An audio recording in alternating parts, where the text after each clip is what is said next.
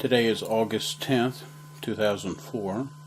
My name is Charles Harrell, and I'm here interviewing Mr.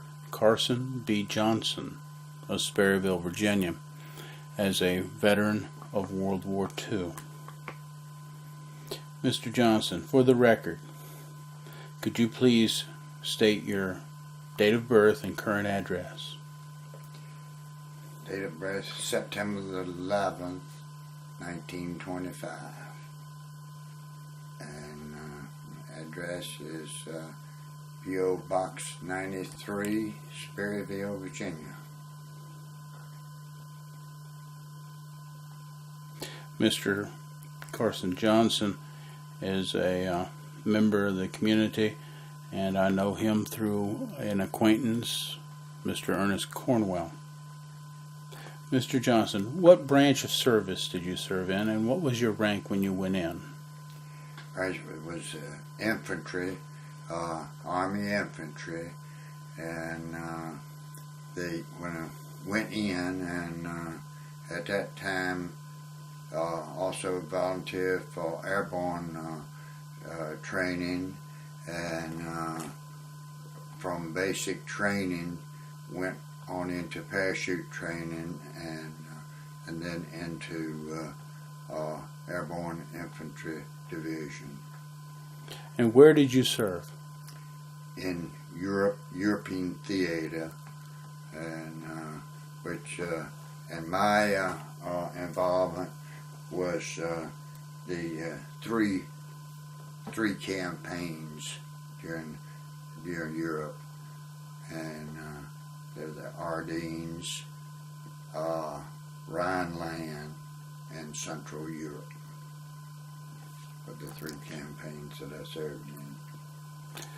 I would like to ask you, where were you drafted, or did you enlist? I was drafted from Rappahannock County in Virginia on March the 24th, 1944. Do you remember that day that you were first called up? Very well. What happened? Well, I was called. I'd gotten, we call them citations back then, greetings from the President of the United States to be at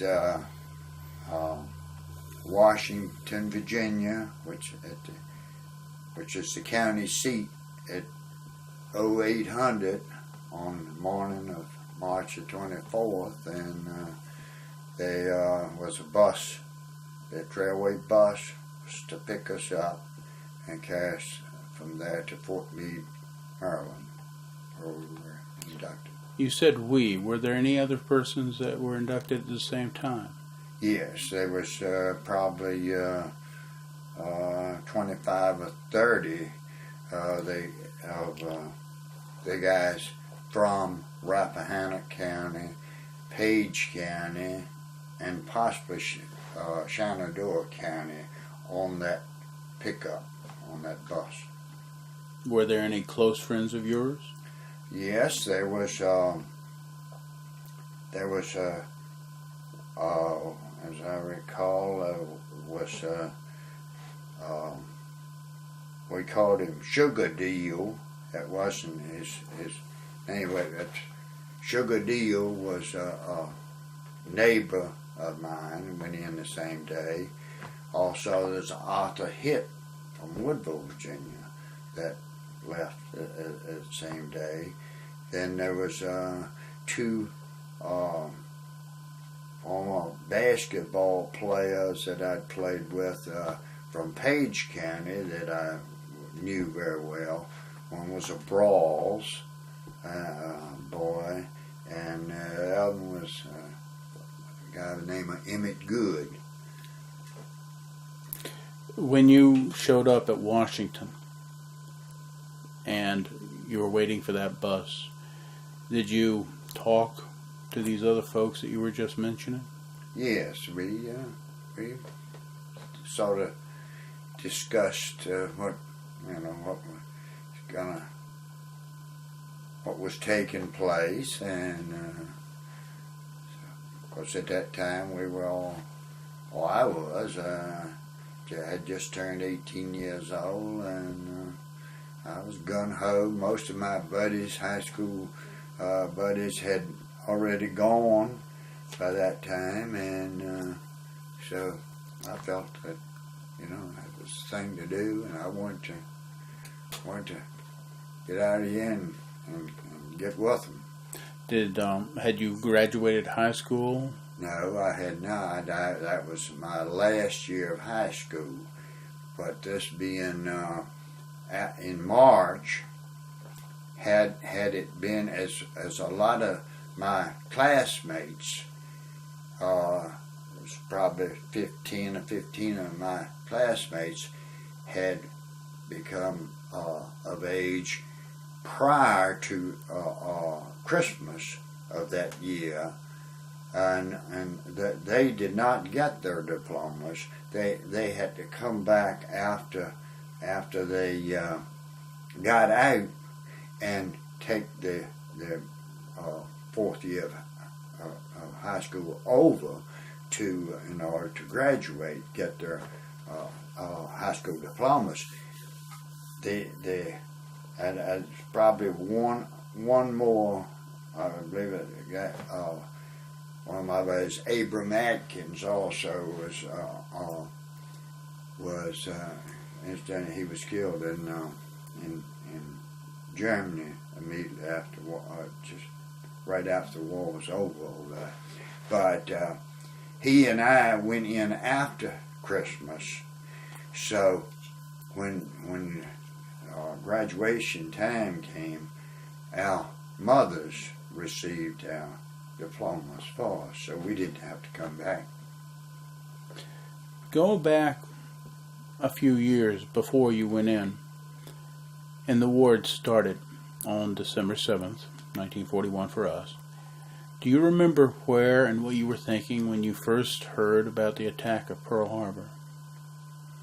Yes, I can remember that very well. We used to sit around. I had an older brother who was one of the first ones to leave the county, be drafted from the county. So we were pretty much aware of, as a family, of course it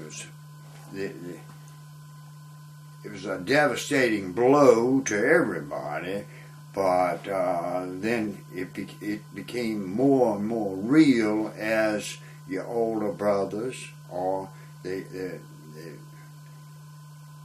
young men and women began to be drafted, particularly the men drafted at that time, and as to the seriousness of it, then we'd gather every night. We'd gather around the old battery radios and listen to Lowell Thomas with the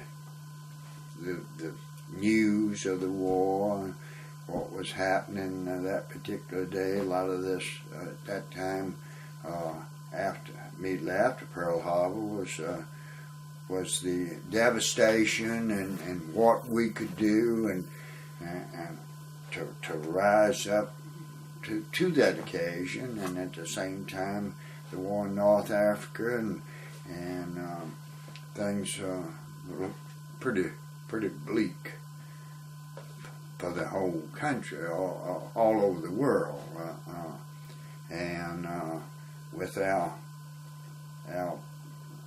brothers and being and our classmates being drafted and sent to both theaters. There was always that constant fear and of getting that news that something terrible had happened to your immediate friends, and as well as the the feelings that we had for anybody that was classmates or anybody else that was having to live through that because even with the as young, like I was probably 16, 17, 16 at that time, you still had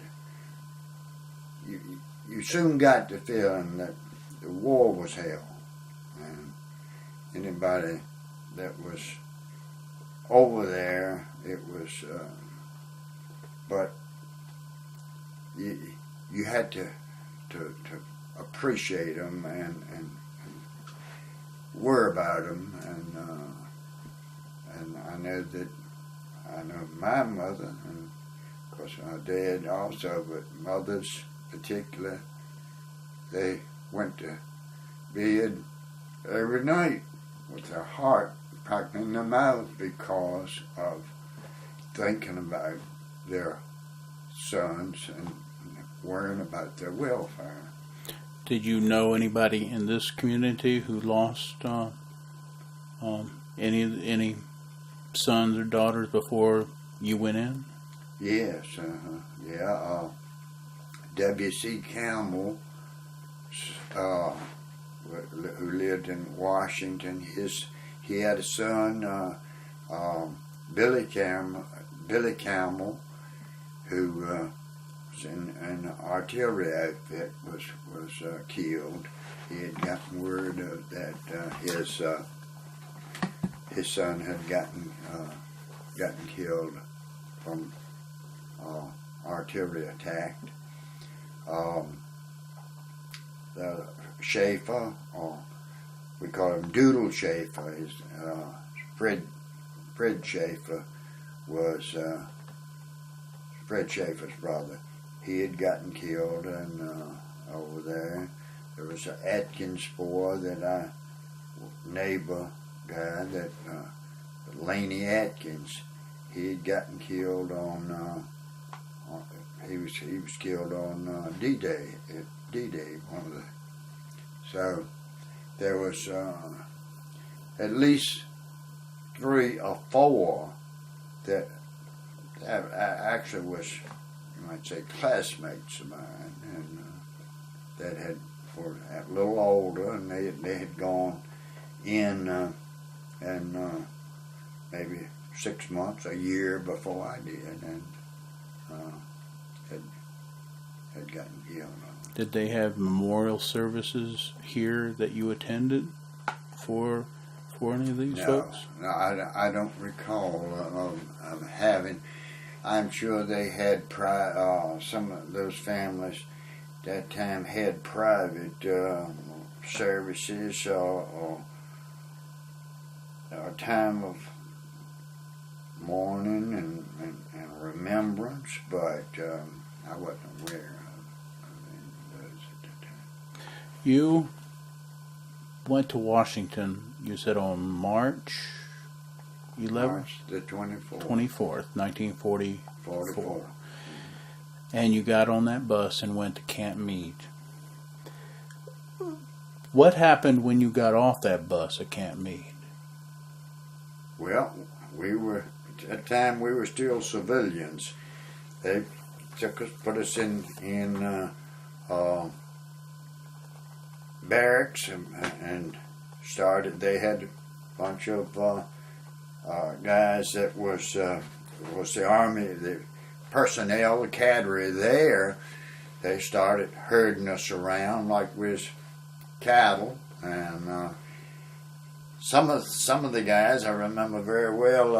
The deal guy and the hit. We had made a couple stops between here and Fort Meade. They had gotten them a few spirits on the way, and by the time we got there, those two, and I'd probably had a couple of drinks, but those two in particular, they'd gotten pretty high, and they was older. They So when they started herding us around, not like with his cattle, they still wasn't in the Army yet.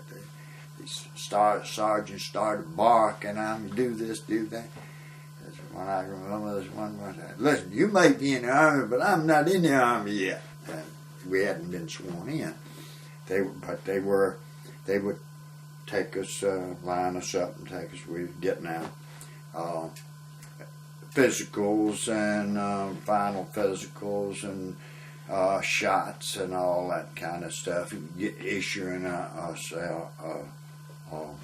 clothes, and so then they put us, as I say, put us in this barracks, upstairs barracks. 9 o'clock, guy comes up there, the orderly, whoever's in charge of that barracks, turned the lights out at 9 o'clock. One of the guys got up, turned them back on. He comes storming back up, cut light. I want these lights off. You're gonna leave these lights off. We still hadn't been sworn in. We wasn't sworn in the next day. And fast as that corporal would come up and turn the lights off, they'd get up and turn them back on. And so this went on a good part of the night. But then, of course, the next morning, after swore us in, then that was a little different story. Then there was a little kind of changed the attitudes of the guys that once they were sworn in and began to.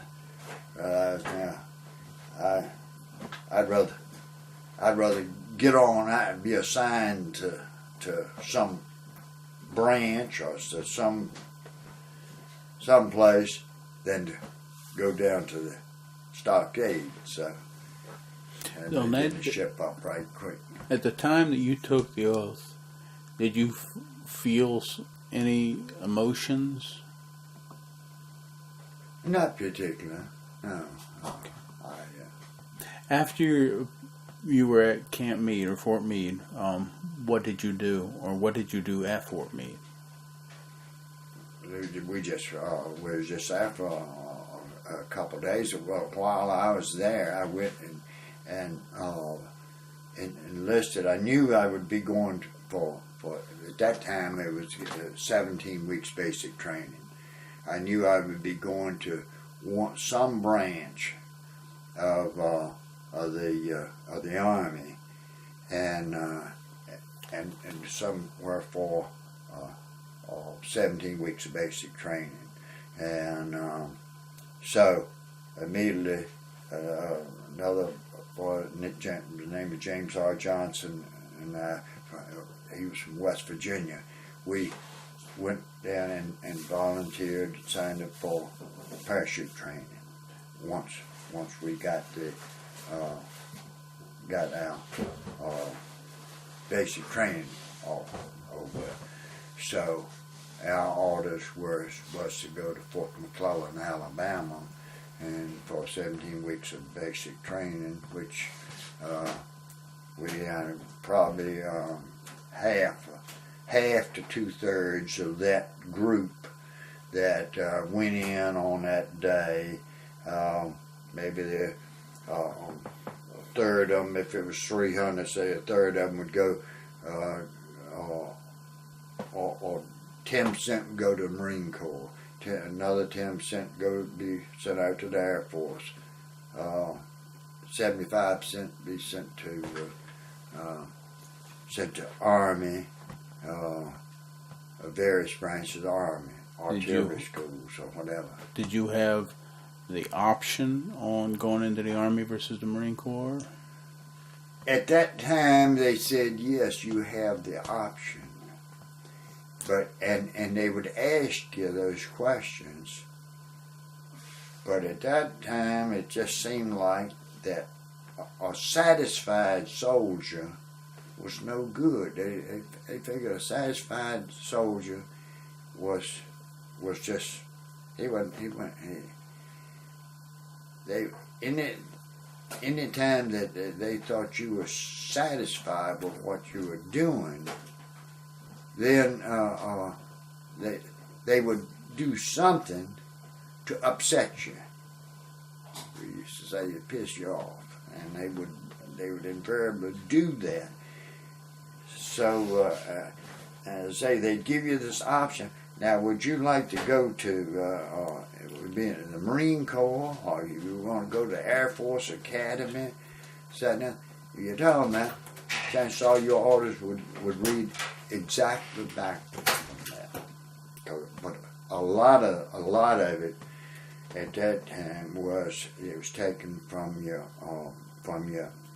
health records and your IQs as to pretty much as to where you would go. Physical condition, and if somebody had a IQ, a real high IQ, that would look like he was some kind of a technician nut, something like that. Chances are they might send him to some place where he would be used in that. But a guy with an average intelligence, high school education only, good physical condition, chances are at that time he was going to go in some kind in an infantry unit. And that's what they needed. Is that what you felt like you were, the average guy? Yeah, I felt like I was average, and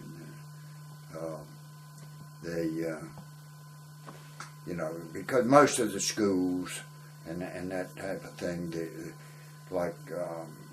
were pretty much filled up with that time with college graduates, and certainly college graduates. In particular military schools, they had pretty much filled up the officers' slots and everything. But what they needed at that time, this was March of '44, they were getting ready for the invasion of Germany, and the invasions over in the east, and that we were losing infantry and Marines, the fighting frontline guys. We were losing them at the rate of thousands a day, and that's what they wanted to replace. And of course, the airborne soldiers that they started out with just 1 or 2 regiments, and with the invasions of coming on, they were in a real dire need of forming some airborne divisions to because and also the jumpers and the glidermen, because at that time that was the only way that you could get behind the lines or get or establish beachheads, and of course the gliders were used to take in a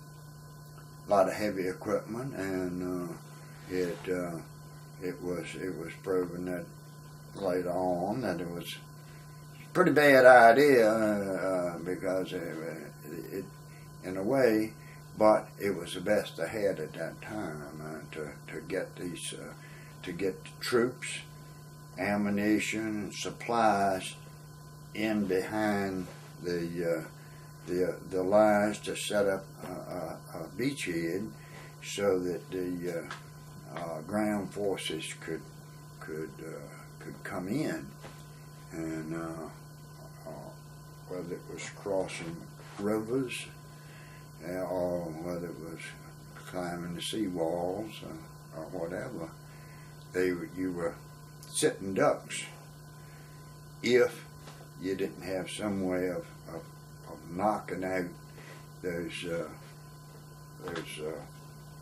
snipers sitting there just to pick you off as you came in. How was your the training at MacClellan was very rigid, and as I say, most of the cadre at Fort MacClellan at that time were guys that had been wounded in North Africa, and the guys that had been either pulled time enough over there that they had to get them out back to the States for a while, or had seriously been wounded where they had to come back to the States, and they had recovered, but that rather than to send them back to combat, they would leave them here in the States as cadre, and most of them was a tough bunch of guys. They were fair, but at that time we hated their guts, and we thought that everything that they were doing from 5 o'clock in the morning to 8 or 9 o'clock at night, 7 nights a week, to get us in shape and prepare us for what was in the most likely going to be in a immediate future. But we later learned that they had been there. They knew what it takes to train a soldier or a warrior, and so we later on realized that the ones of us that went on and saw combat, because it was what we learned there, if we survived, it was the reasons, a lot of the reasons for us surviving. And after MacClellan, were you given an option to go into the Airborne? No, well, we had signed up. Yes, I after MacClellan, because at the time I had volunteered and signed up for parachute training, and so it's just automatic that when the ones of us that had signed up finished there, then our orders was the most ones that hadn't, their orders was to go probably a 7-day leave en route, and to report a week later at Fort Dixon, straight on to Europe. And but our orders was to go from there to Fort Benning, Georgia, for parachute training, and we could have opted at that time even to have backed out of that if we'd wanted to. Any time it was all volunteer. The parachute training and was all volunteers. And any time that prior to your 5th jump, which was your qualifying jump, which was 4 weeks after you got there,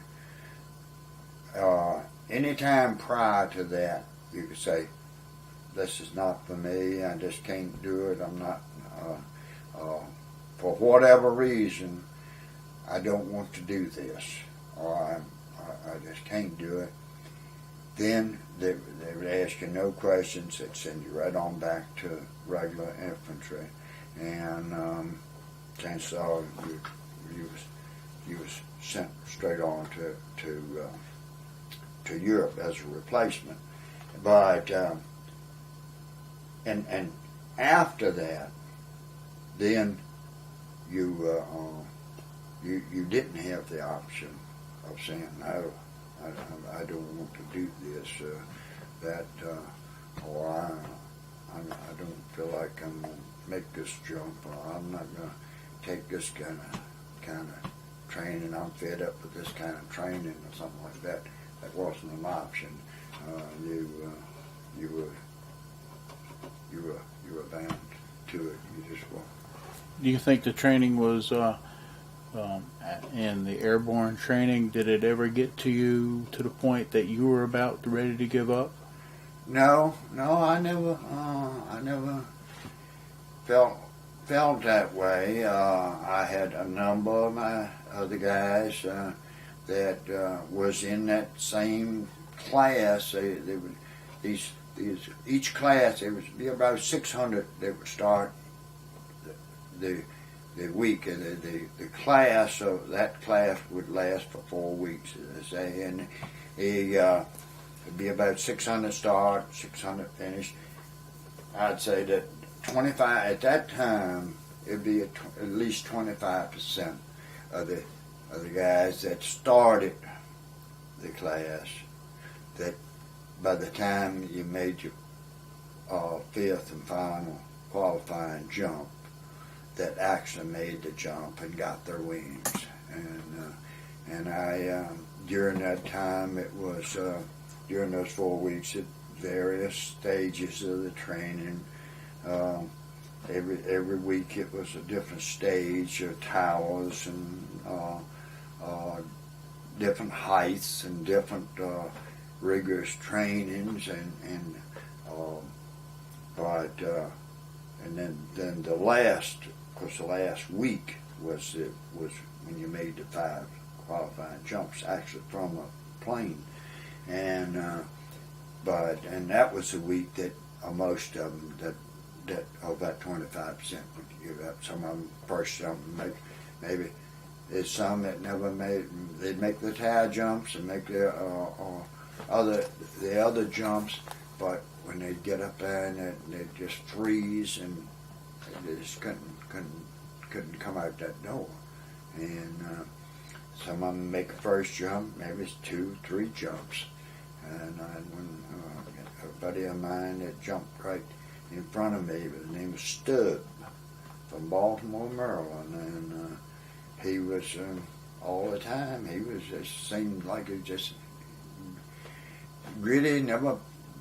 And we talk about it, you know, he had that desire to get his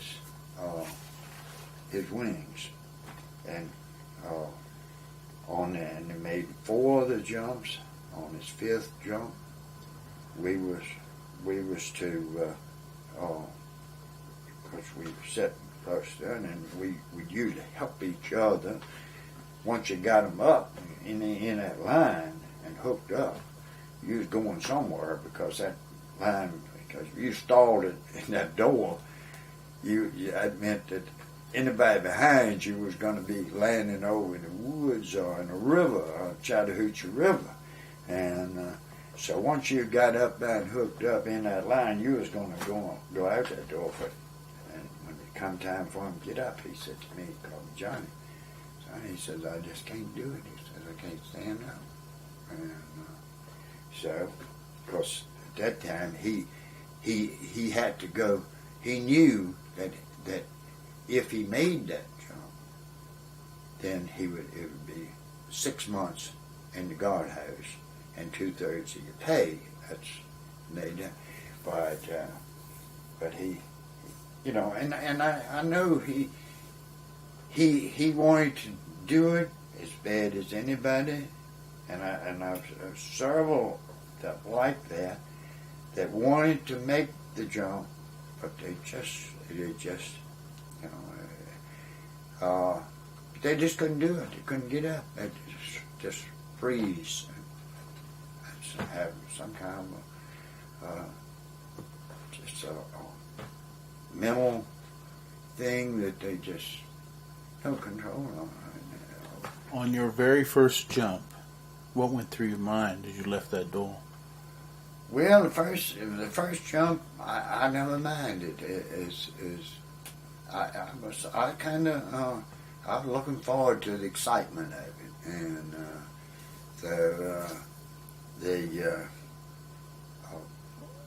a lot of the guys, they again, that first jump was seen, and talking to them was the worst. But to me, the first jump wasn't like I say, I was looking forward to the excitement of it and doing it, but but then after that opening shock, it jerks you around a little bit, and then you start and seeing what, it's not just like diving off a diving board into a pool. There's always certain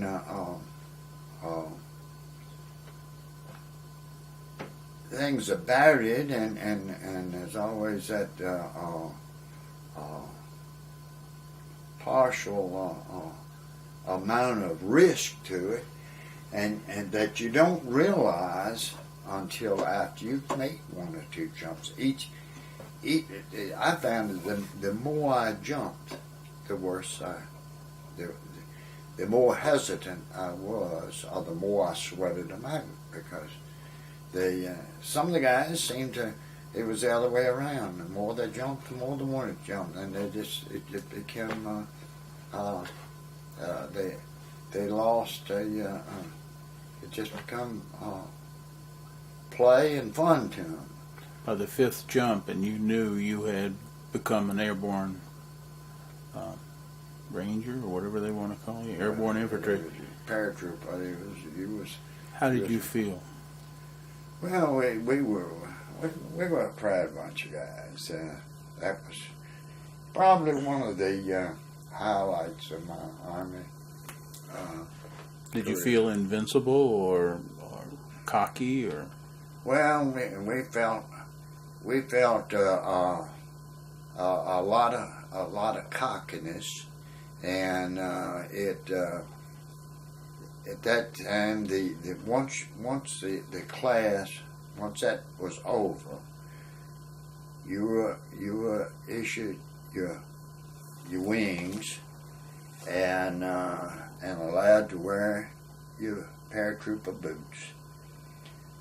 And you were told all these stories about that. You get a 3-day pass. You go to Phoenix, Alabama, which is just right outside of Columbus, Georgia, as a town. And your first sergeant, he said, anybody comes back here with a black eye, then I'll give you another one, and that you're paratroopers now. You're the best soldier in the world. There's no other soldiers that come up to you, and you got this feeling of cockiness. Well, that didn't last too long, but after a night or two in Phoenix City, and after a couple barroom brawls, and some leg, as we called them, anybody that wasn't a jump status, after they were legs. Some leg had then clobbered you with a couple of beer bottles, and then you begin to realize, look, I'm getting back in the real world. And then once you and from each stage of it from there on, that you could appreciate the training. And you knew you was tough. You knew you was, but you knew you had to be tough. But you knew that that you was, once you went into combat, being a paratrooper, and it was just another way to get you into the fight. And once you hit the ground, or once you come in on a glider, you're just another foot soldier, and exposed to everything that the enemy's going to throw at you, and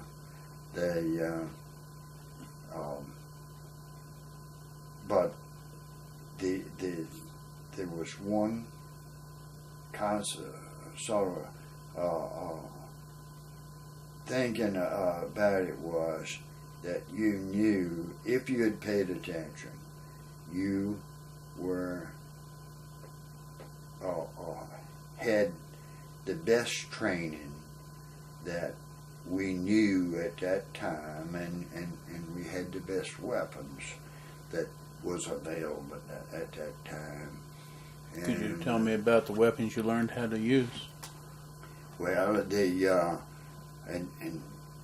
I was, after we finished the 4 weeks at Benning, it was some select few, and I never knew exactly why, but there was maybe 10% of us out of that class that was held back, or that was picked out and kept there for another 4 weeks, and they called it Advanced Parachute Combat Training. It was what they would call today as Ranger training, and it lasted for 4 weeks, and it was but back then, and on our records, it was the same. They would call us Pathfinders. They realized by that time, they were from the jumps and the operations in North Africa, that these soldiers, that they were jumping into various places in North Africa and using, that they wasn't prepared to trained and prepared to survive once they accomplished their mission. They're jumping in there, and maybe to blow out a bridge, or to secure some strategic post, or railroad crossing, or something like that. And they could get them in there, they could accomplish, but they wasn't trained for survival training, that all these missions turned out to be suicide missions for these guys, which wasn't our way of doing things. It was a lot of times the risk was great, but we didn't send people like they do to like these terrorists doing now, send people on, or even the kamikaze pilots didn't send them on suicide missions. That wasn't our way of doing things. But the airborne soldier, on a lot of up until that time, a lot of these missions, it was practically a suicide mission, because he wasn't trained to survive. Once he accomplished his mission, as far as his knowing how, like the Rangers today, or the Special Forces, you can send them in a jungle or wherever, and they'll last. They can survive 6, 8 months, a year, and a lot of the techniques that they have available if they are trained to do it. And so this was pretty much what we went through in that 4 weeks. And as I say, at that time they called it Pathfinders. And so after that 4 weeks, then I was sent to Camp Kilma, and then this group of us that were left that took that training, and most of it was in the real hot weather. We thought that the training we were receiving was on 110 degrees, crawling through swamps, and that kind of stuff. Just we thought, well, surely we knew we'd be sent out as pathfinders to some unit as pathfinders, but we figured it would be to the South Pacific because things was really hot over there. But then there again, they do the unpredictable. Our orders was, you're going to Europe, Camp Kilma. On Thanksgiving Day, the group of us joined the various units of the 17th Airborne Division. And what was your unit you joined? The unit that I joined, the unit that I was assigned to for the time, there was a 193rd Glider Infantry Regiment, and they had part of the 17th had jumped at Normandy, the 507th, as a regimental unit, and then they had come back and they was there in England getting ready for the they were holding back for the mass jump on Berlin. That's what they had planned. Right. By that time, this was November of 44, just before Christmas, and they had pulled the 101st and the 82nd both back and was getting ready, and they were planning one mass jump on Berlin, which was to take place sometime after Christmas of 44 in the spring of 45. And of course the Battle of the Bulge, when that breakthrough came, it disrupted all that. But anyhow, the 17th was there in England, and that's where it went. When you joined the Glider Infantry Regiment, you were still here in the States? No. That was I also had. See, when at Fort Benning, when the 4 weeks that we were there, we were given glider training and also parachute jump training. We were qualified for both of them, and so therefore we could be used in either or. A lot of the gliders, the divisions that had, most of the division was made up of 2 glider regiments and 2 jump regiments. And the divisions, when they trained, like the 17th at McCall, and they trained their glidermen right there, and didn't. But they did not have jump training. A lot of our glidermen, a lot of the guys that was in the 193rd and 194th Glider regiments of the 17th, a lot of them wasn't jump, but they were just glider trained. They was also volunteers, and they got half of the pay, extra pay. And but if you was coming in to the division as a to bring the division up to full strength, and you was from Benning, then they would put you. They'd assign you. They could assign you either place, and where they could, like in my case, they could assign me to a glider. They could assign me to one of the jump outfits. Either one, where the glider, anybody who's only glider trained, they wouldn't have been sent in to like a 513 to the 507 or the 17th. Before we get into what you did in Europe, concerning your training, is there anything that happened that was just utterly stupid, in your opinion, during your training? Something you had no clue why you were doing it? Well, I would say that most of the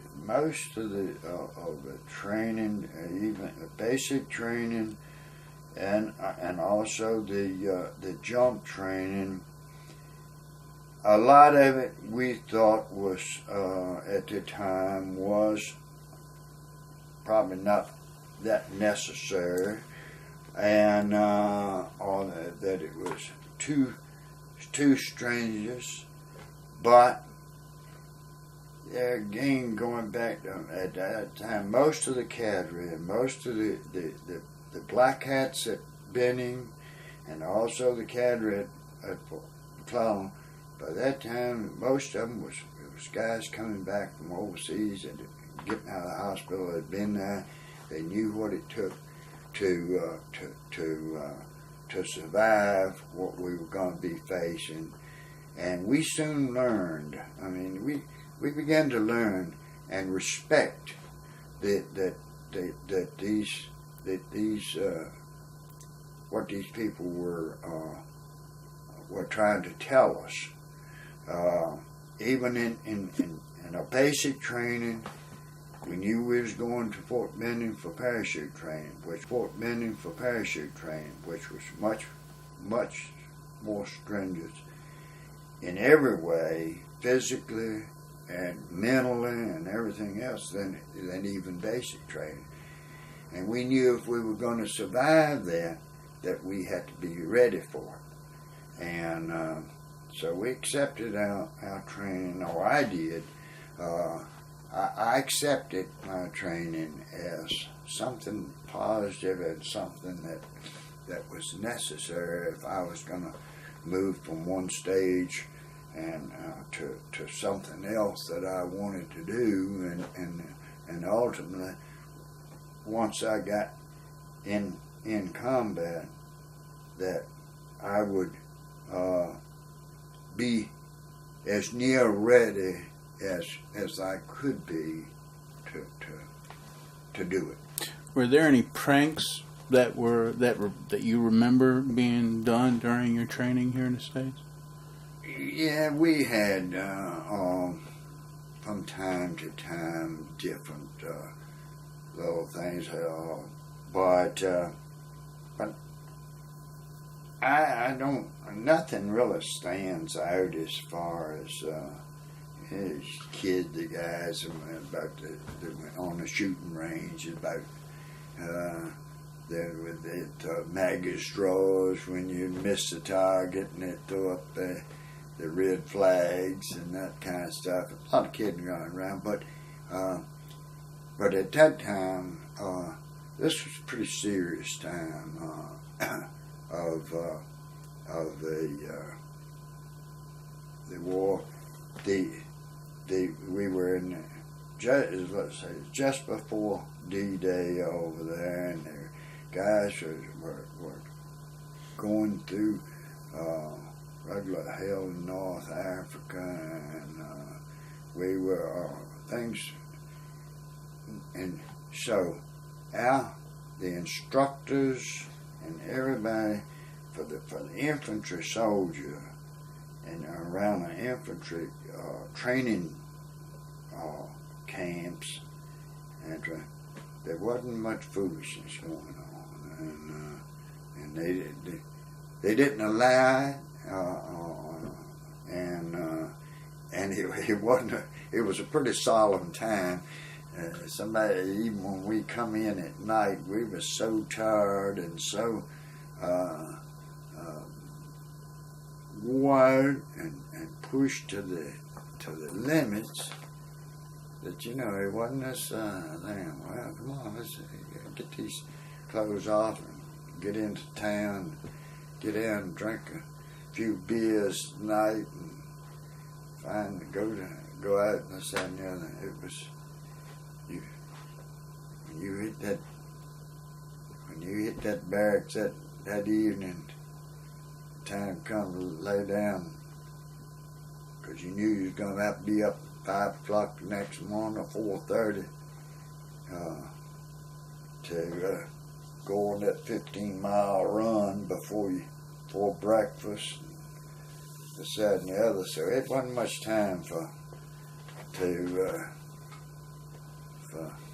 How did you get across the sea? Pardon? How did you get across the ocean? I went on a troop ship Queen Mary out of Kilmore, and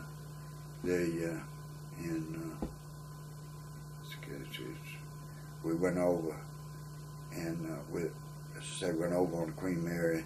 It was 23,000 troops on that ship at that time, and we made the trip in 4 days. Did you know where you were going when you got on that boat? Well, yeah, we knew that we were going to. Our next stop would be Glasgow and England, and we knew we would be going we knew we'd be going to one of the airborne divisions as replacements. Did you see any submarines or anything eventful happen on the boat on the way over? No, I wasn't aware. We heard afterwards. I heard after that particular run that Queen Mary was hit with but evidently not enough to do any damage on that trip over there. But we wasn't aware of it.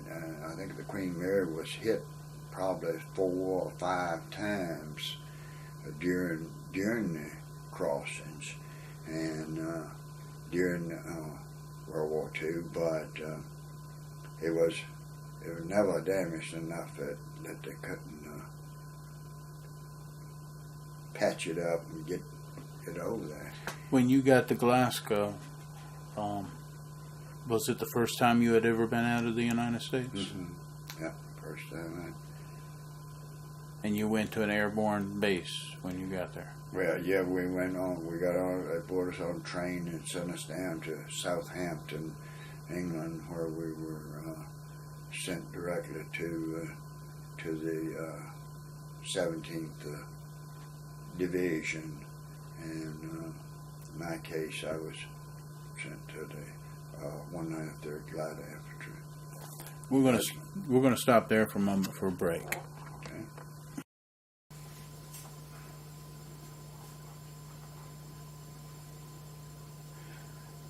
So, Mr. Johnson, you got off the Queen Mary in Glasgow and went to an airborne base. Do you remember the base that you went to? It's Chisselson, England. And what did you do there? Well, there we were. I was assigned to a C company of 193rd Glider Infantry Regiment, and that was on around Thanksgiving of 44. And for the next month, we were there and mostly in training, and we were just doing routine training. And did you learn how to operate any special equipment? No, it was we just mostly was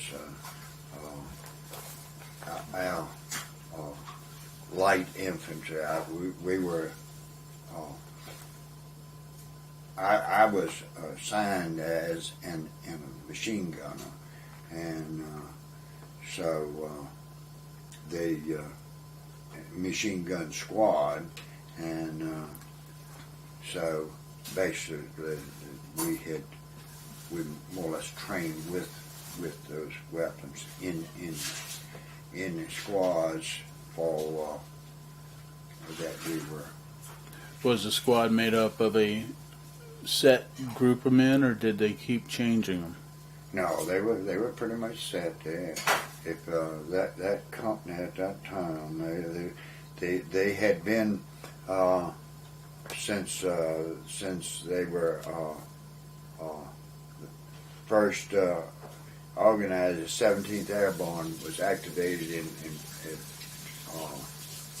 Camp McCall, and in '43, and when they went overseas in August of '44 to England, and were so, but they were under. They were more or less light infantry division at that time, and getting ready for this, let's say, the invasion or the big jump on Berlin, which they were planning for at that time, even in November of that year. They were bringing it up to full strength from about 16,000 people to full, at that time, the full division was about 20,000 men. And so they were going to bring it from 16,000 to 20,000, and that was the purpose of us additional people coming in. The squad was that normally would have been 9 people in a machine gun squad or mortar squad. Then it become 11 or 12 people in that, and because you need extra ammo barriers and that type of thing. And what was your job in the machine gun squad? That was to as a machine gunner.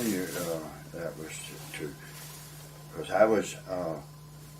We had just come out. The Army had just come out with the A6 machine gun. Between the A6 and the A4, the A4 machine gun was tripod. So the machine gun was separate and moved separate from the base of it in the tripod. The assistant gunner moved the tripods. The machine gunner moved the gun itself. So in order to put it in combat, to put it in action, it took 2 people, one to go up and plant and put the tripods down, the other come in and put the rifle on it, the ammo to put it in action, which took time. During long about that time, we were just being issued the A6 .30 caliber machine gun, which had the little fold-up tripods on the front of it, and one person could put it in operation from shooting from the hip, or could go and let it up and shoot for the prone, put the little bipods out and shoot from the prone position. So, and this is what I had, and it made it so much easier, particularly for snipers. And I was Pathfinder.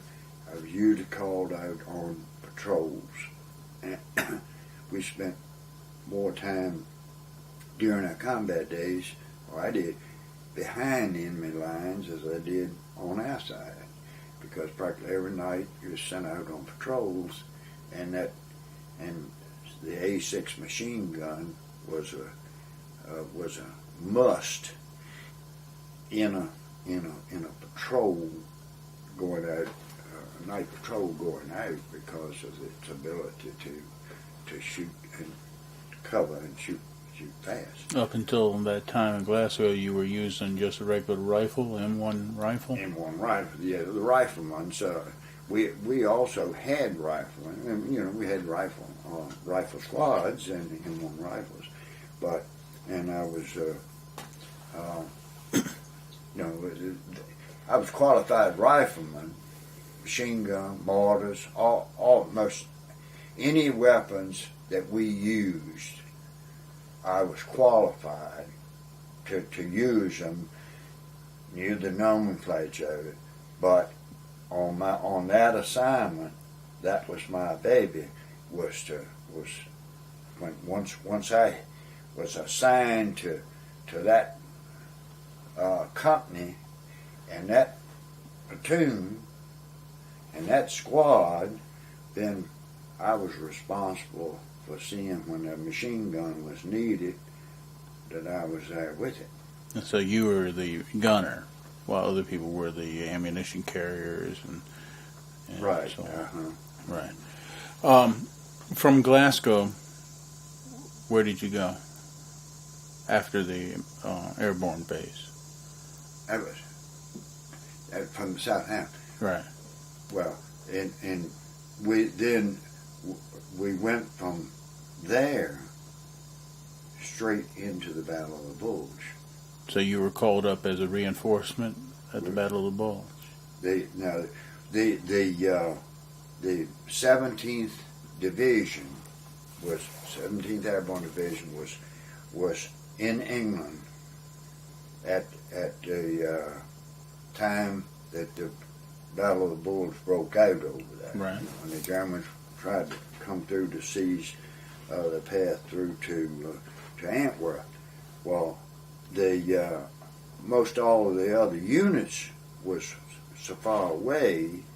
They only had a couple units, divisions up there, and they had run over them and all.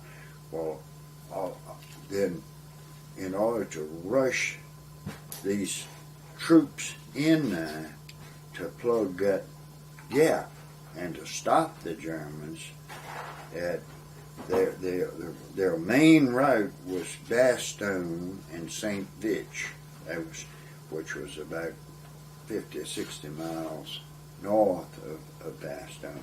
They were the two routes that the Germans had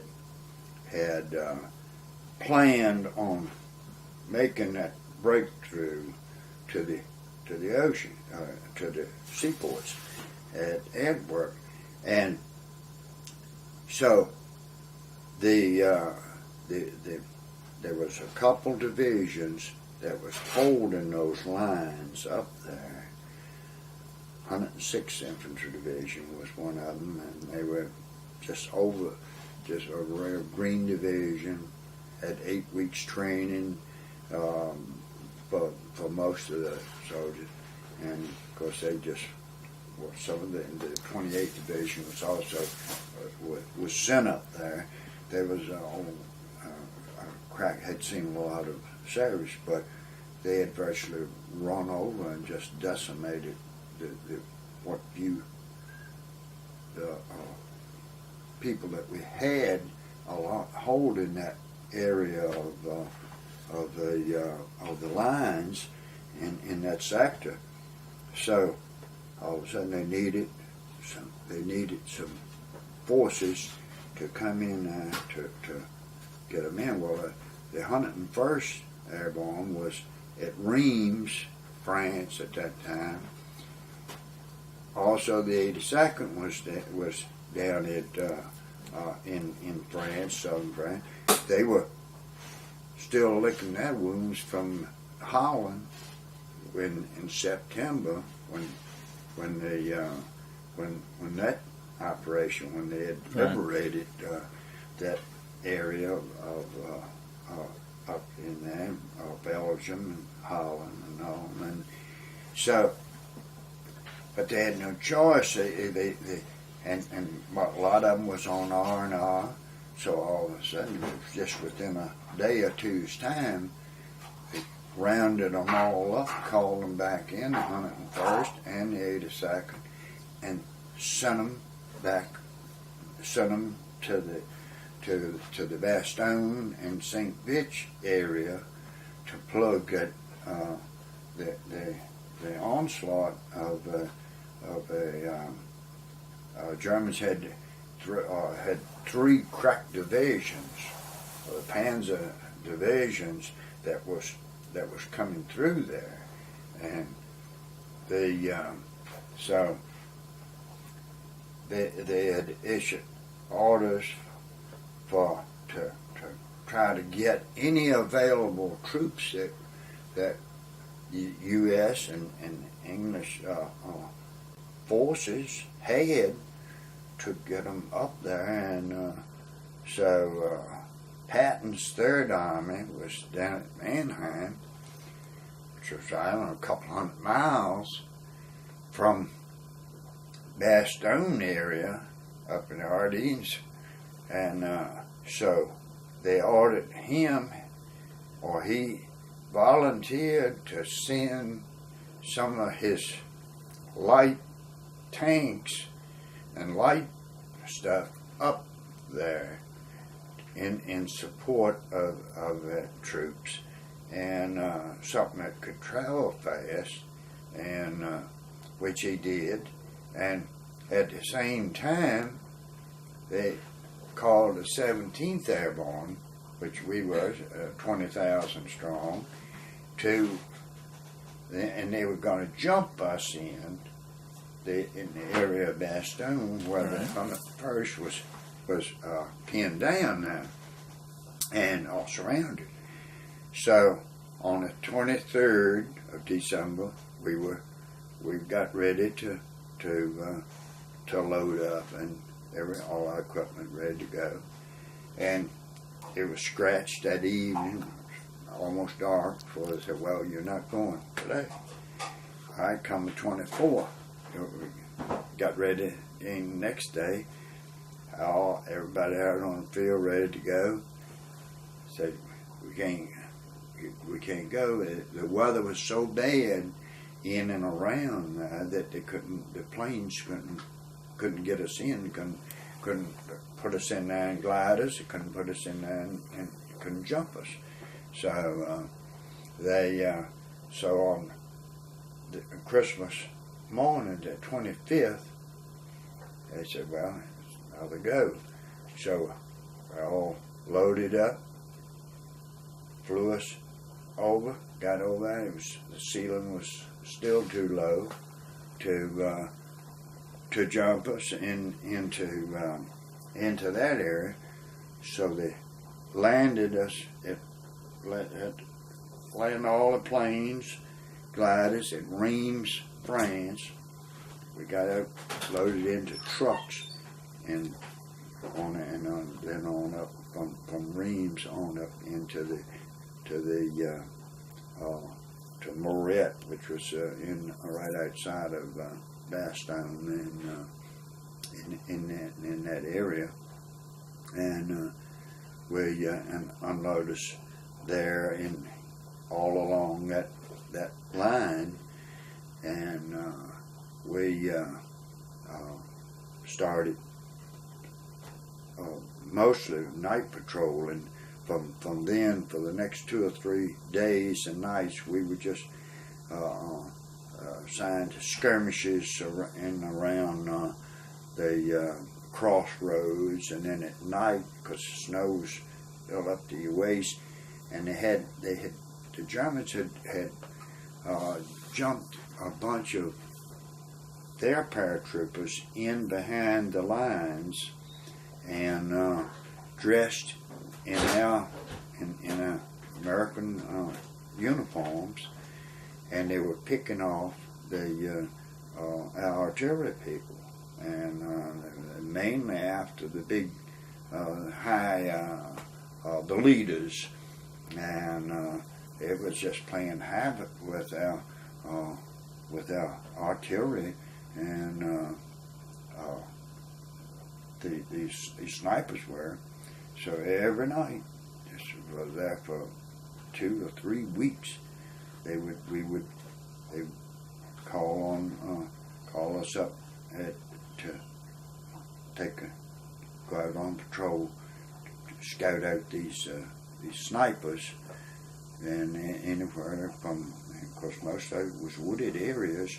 And they'd be up in these big fir trees, open fields, or if it was church steeple or anything like that, they'd be in them. And this was what we were mainly involved in for that week, because we were more or less waiting for Patton's armored divisions to get up there. Well, on the 26th of December 27th, some of the first of his groups got that from the 4th Armored Division, and 4th Armored Division. They got there, and then they sort of gave us some support, and because see, we never had any tanks or artillery or anything like that at that time. We hadn't. It was only stuff that you could carry in actually physically carry, because we couldn't get the gliders in to get even the jeeps or the big artillery guns in. It was just our rifles, machine guns, and that mortars is all we had. When you did those night patrols, did you come across any of the snipers and have to kill them? Oh yeah. We had one of my best buddies, Atkins, and he was a little short guy. He was always a point. He was scout. He always wanted to take a point. And one night he got they across an open field, and there's a snow. I got him with an 88. They shot him point blank with that 88 right there in it. And we had a number of times that we would be encountered with them trying to pick us off, and then we would work around and if we could get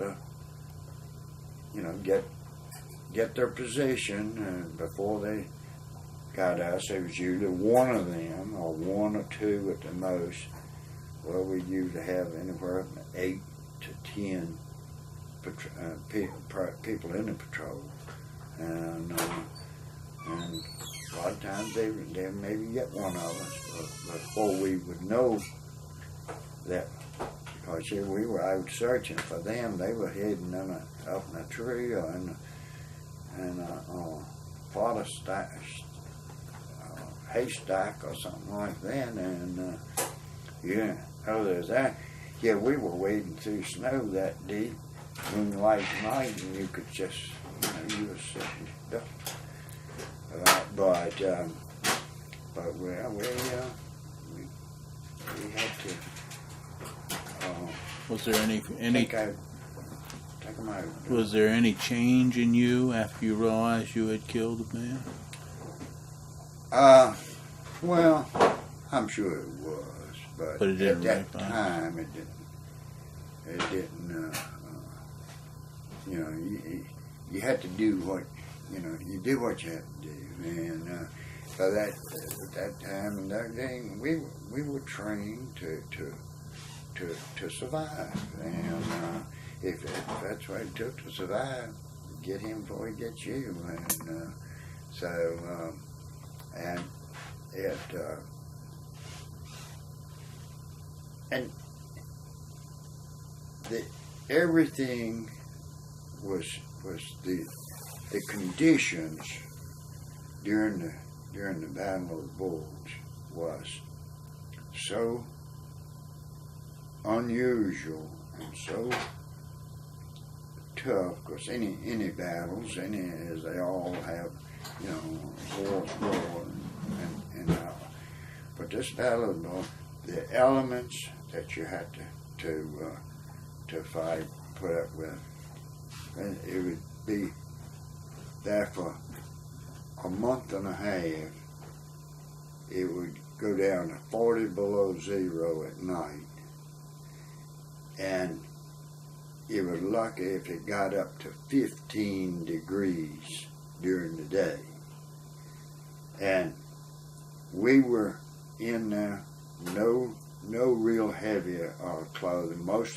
All of our real galoshes and heavy stuff we had left back at Moret, where the trucks had unloaded us there, because we had to travel light, because we had to travel fast and on foot, and so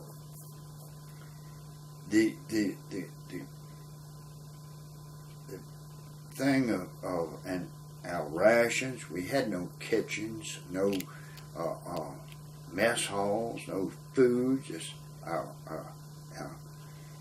K rations that we had, that we carried with us, and the supply would keep them up to you maybe on a daily basis, or maybe sometimes be 2 days. Most they would restock, but the cold and and this type of thing, you became so weary and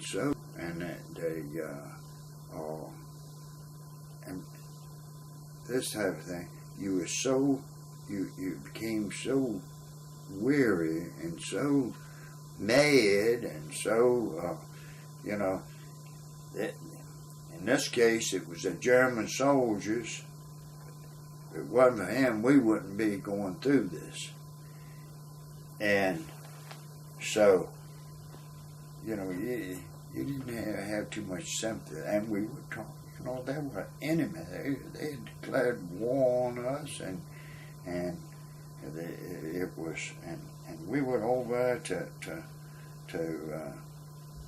sent over to regain what they had taken from us and was taken from us, our freedom, and so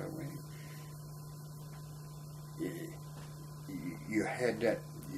You grew to the point where such, I guess, animal killing instinct, and then your buddies getting killed all around you, guys that you'd been with, and was, and you see that happen, then you don't have too much mercy then. Did you take any prisoners? Oh yeah, we took quite a few prisoners during the whole thing. There was after the second part of the Battle of the Bulge, which consisted of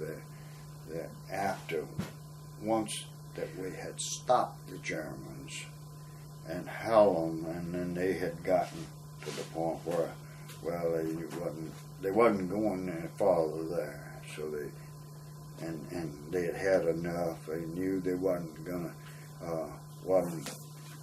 make it. They started retreating back to their lines and back on the other side of the Rhine and their own territory. And once they started retreating, then we did captured quite a few, and and we had something that we could do with them, but during the first month of the Battle of the Bulge in Stockton, we had no facilities to keep prisoners, and we didn't have it was just what are you going to do with them if they come in and you capture them, or if they surrendered? Maybe 2 hours later, if you didn't have half of your people that you needed in your own defense to guard them, then they'd turn on you, and they'd be killing you. So, and also for the first after January the 2nd or 3rd in the Battle of the Bulge was when, I guess you heard of the thing at Malmedy. Yeah. The slaughter at Malmedy, when they had taken a patrol of Germans had taken these 300 or 400 prisoners of our prisoners, lined them up, and mowed them down. And you heard about this soon afterwards? When that word came down to us, and it didn't take long for that to come down, and we were told, we were made aware there was very few prisoners taken from that time until the Battle of the Bulge was over, and that thing was that was in our cause, not only for revenge from what they had done to us, but for that put us on guard not to surrender, and either die fighting or do something. Don't surrender. You're no use to surrender to them, and don't take any prisoners. You were awarded the Bronze Star for your action in the Bulge. Could you describe what happened that day and what day it was? Okay. We were dug in on January 7th. On January the 7th, on what they call Dead Man's Ridge. It was along that Skyline Drive area, just to the east of Bastogne. Along that part, we had pretty much stopped the Germans, and the area of Bastogne where the 101st, we had gone in, and they had been able to get supplies into them, and so it was just kind of a standoff there, with the Germans holding their lines with at least 3 divisions in opposite, and our opposition was those Panzer division. We were this one division along that line that was trying to hold them, of light infantry, no tanks, until Patton had gotten up there with his light guns and light tanks. But so we had to stay in the wooded areas where they couldn't get to us with those big tanks, and they would actually come in and strafe us and run over us, and anywhere they could. So the only way we was to attack them and flank them and take our bazookas and shoot the tracks off of their tanks.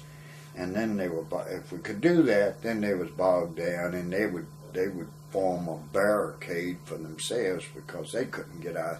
The low roads was narrow and going through ravines.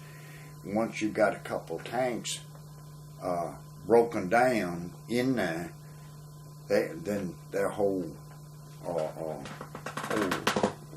file was just shut down, and then they'd have to. By the time they got turned around, take alternate routes, it was that was really messed them up because of the weather was so bad and snow was so deep and everything. Anyhow, and they were running out of fuel. This was one of the things that was causing run out of fuel because of the detaining them, making them take alternate routes. So we had orders on the morning of on the evening of the 6th, that on the morning of the 7th at 0800 that we would begin the offensive to drive the Germans back out of there, and we were. Our C company was moved right up on the line that evening, and the next morning at 8 o'clock, we were supposed to hold that, set up a line of fire, and give an A company was to come through our lines, cross this opening, and go in and rout the Germans out of the wooded area to our east. Well, our artillery had thrown white phosphorus in that woods all night long. You could hear them scream like babies. You see these mortar rounds, you hear them go over, they'd fall, and this big plume of white phosphorus come up and settle back down. And just, you would think that by the next morning you'd have thought, well, there's no way that anybody could have been alive along that front in that wooded area. Well, 8 o'clock, our A company starts through our lines. They get halfway across the opening, which is probably opening the lengthwise of a football field, and then the next wooded area. Well, when they got almost about halfway across, B company was coming through behind them. And it was just coming through when all heck broke loose. Those German machine guns, as I say, if there'd been anybody else over our line, yeah, they just their machine guns started barking, and they started just looked like they're coming out of groundhog holes, and just mowing our guys down. And of course, there's still snow on the ground that deep, and it so some of them made it to the wooded area because we were holding with the fire as long as we could, and our artillery was completely still shelling them, and so then B company come through. Then headquarters was to come up and take our position, and then we were supposed to move in behind B company and continue the route on to driving them on back, and so the opposition was just so great that they had to B company had to start coming back. A company, what was left of them, finally, they began what could try to get back. Meantime, we were still holding cover, and come nightfall, then there's so many of our people and and A companies, B companies, people were left over there. A lot of them wounded. Well, then come at night when we could do it, we started trying to retrieving these people, getting out there and trying to get them back, and the meantime some of the my machine gunner Donald Archer had been killed that day, right beside of me in the foxhole. A shell had hit, shrapnel had gone. A sergeant from headquarters company had come up and gotten in the foxhole with us to take over there for us to leave. And the shell, shrapnel went through his back, come out, went through Archer's helmet, killed him instantly. And then our company commander, Lieutenant Atkins, he had come up and was he was a platoon leader, what it was, and he had come up. He had gotten hit. Well, the wasn't anything I could do for Archer, but because he was dead, the sergeant from headquarters company, I got him out, gave him, stopped his bleeding, gave him the sulfonylamide, got enough of our medics teams were just running wild. I mean, just everything that they could do. Right in the meantime, they were shelling us by the medics right out in the open, trying to work on guys that was wounded. And all of a sudden, a bum mortar round come blow them all away, and so when there was two of us, a boy from West Virginia that we had two machine gun teams, and one of their team, or most of their team, was either wounded or knocked out. So he'd come over with me, and so we had to make up at least one team to keep them one gun in action, to keep them from attacking us, because they were famous for that. We'd run them out of a position or out of a town in the day, and then they'd come back and run us back at night. And so to hold them off, and through the and all that night, it was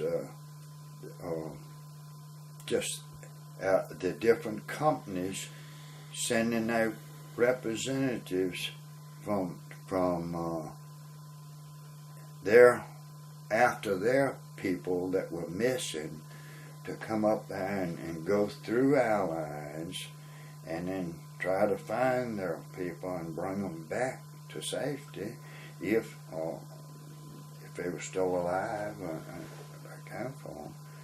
And so that went on that whole evening and that night until sometime early the next day, before we ever got over and got halfway back assembled to make another attack. And that was on the 7th. Well, then on the 9th, we had sort of reorganized and regrouped, and so then the attack again on the 9th, and the Germans then started moving, they started pulling out, and then from then on up to the 11th, 12th, they constantly, we started on the move and they started retreating, and we circled on around into down into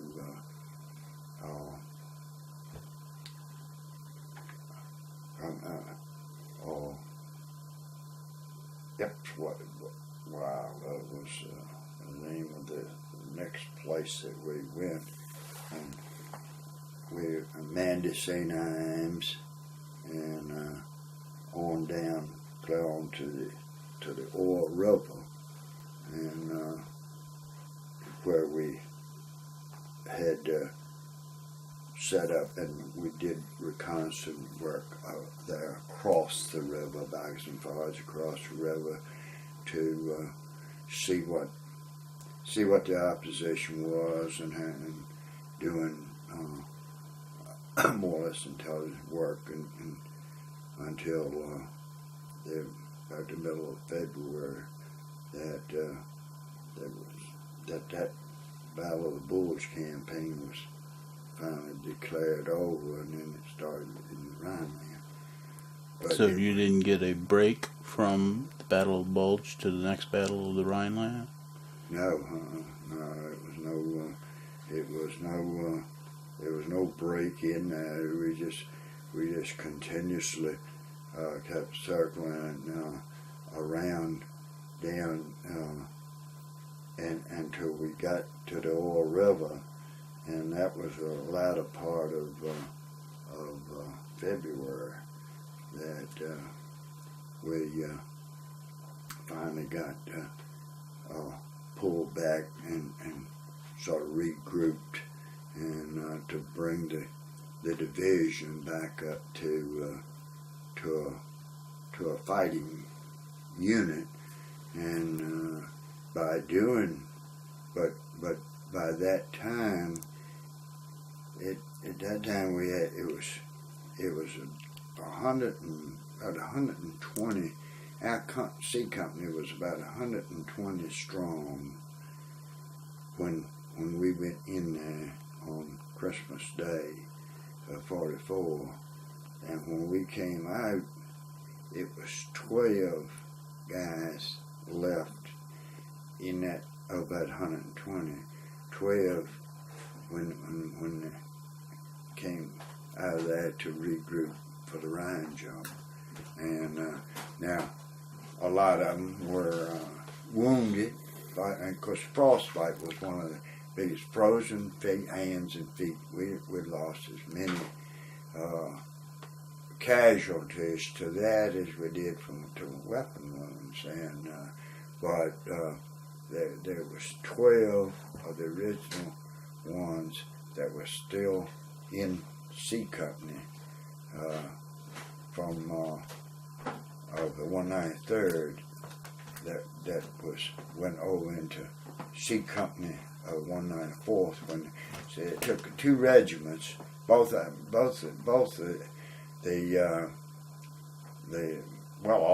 the regiments. There were 4 regiments at that time during the Battle of the Bulge.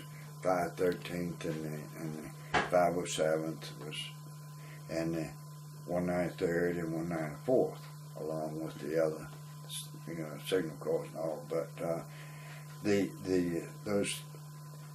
so they had to.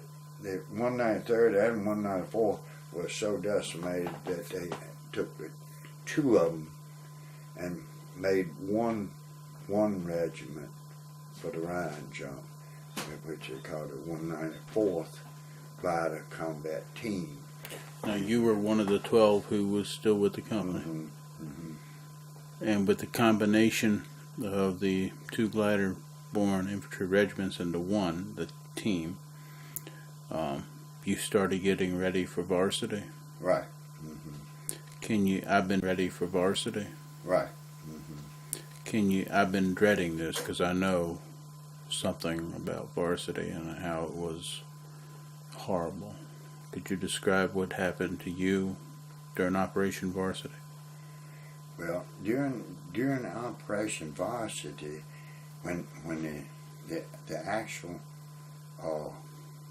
operation of Varsity, I was in the hospital at that time, and I didn't actually make the varsity, the operation of the varsity on the 25th.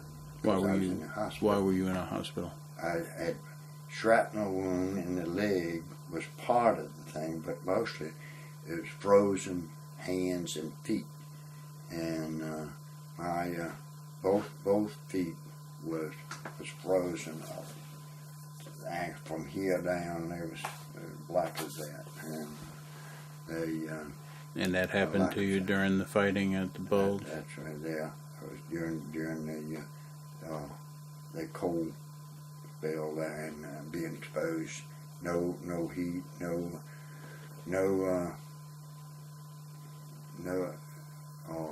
dry socks, no anything like that for a month and a half. And your shrapnel wound, how did that happen? It right down the leg. That was that was minor compared to the frostbite. Most. The frostbite was was one of the most painful thing.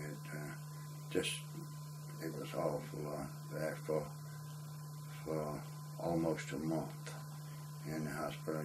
Each when the circulation began to come back, and every day, every morning, the doctors would come around, and check everybody. You couldn't have. You was laying in the bed, no cover on your feet from there down, because you couldn't stand. It was just like a ball. Just as sensitive as a ball. To even somebody walk by, the air from it was just terrible. And, but so every morning the doctors come around with this toe's got to come off, this foot's got to come off, this hand's got to come off, and they'd start. So every morning you have to sweat out,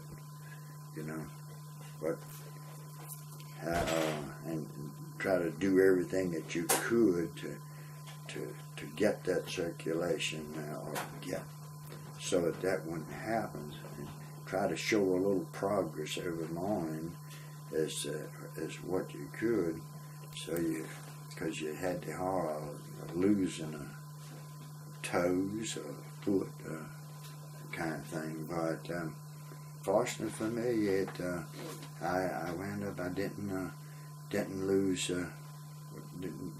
any of the toes or the foot, but we constantly kept bathing with alcohol, and the care that I had gotten back in and back in England at the General Hospital. Had it not been for that, and I think that because most of the guys that was with me that had it, and a lot of them had the same thing. A lot of them stayed in field hospitals, and some of them stayed in Paris in the hospital. Some of them came on back to England, but it was usually the ones that was, they thought it would be amputation, and that was one of the things that because I spent probably a week in Paris in the hospital there, and then when they loaded me on the hospital ship coming back to England, that usually meant that they thought, well, this case is bad enough, it's going to mean amputation. So that sort of puts you on guard. And I noticed that if you were sent back to England to the hospital, it was your chances that you was going to need some amputation. And but fortunately, I didn't. I had this one little nurse, I never forget her. She was from Wisconsin, and she would, and they didn't have to do it, but she'd sit by my bed at night and just constantly keep that circulation, take alcohol and rub and keep saturating, trying to force that circulation to get started. And I think that was one of the main reasons that you know, I didn't lose anything. When did you report back to service? I reported back as, I don't know, right, May of of 45. So it was March, or when did you go to the hospital? Do you remember? I went to the hospital in about the 10th to 12th of March. And you stayed there until after the surrender. Mm-hmm. When you were reported back to your unit, what were you doing, or what were they doing? Well, that my unit was on their way home then, because once I got out of the hospital, I was put into limited service, which meant that no more heavy duty. Certainly no, I wasn't eligible to go back to our airborne unit, but no more jumping, no more of that, and for that time, and so that's when I was assigned to this Airforce base, and there in England. And was that at Chiddington or what? That was at Norwich. Norwich. Yeah, I was at 2 or 3 different air bases in a period of a couple of months' time, and